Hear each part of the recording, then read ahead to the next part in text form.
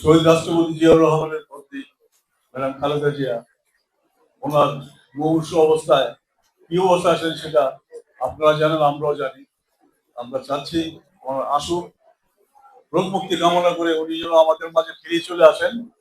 এবং আমরা চাচ্ছি ওনার এই সন্ধিক্ষণে ওনার আমাদের প্রয়োজন আছে।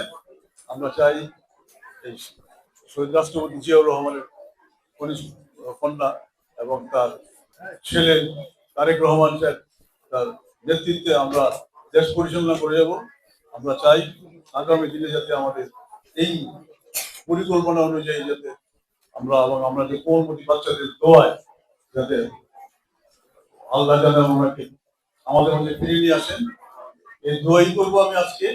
আমাদের আর কোনো কিছু বক্তব্য নাই। আপনারা জানেন দেশে যে রাজনীতি চলছে এই রাজনীতির পক্ষপাতী আমরা না। তারপর এই কোমলমতি বাচ্চারা যেভাবে দোয়া করছেন তার দোয়ার বরকতে আমি আশা করি আমরা এই আপনারা জানেন যে খালেদা জি আমাকে এই আজকে আমাকে 96 আমাকে এমপি বানিয়েছে। তার অনুপ্রেরণাই আমি আজকে এখানে স্কুলে এসেছি। কাজেই চলুন আমরা সবাই মিলে তার জন্য দোয়া করি, তার সেজন্য আমাদের মধ্যে ফিরে আসেন। এই দোয়া করি আমি আপনাদের।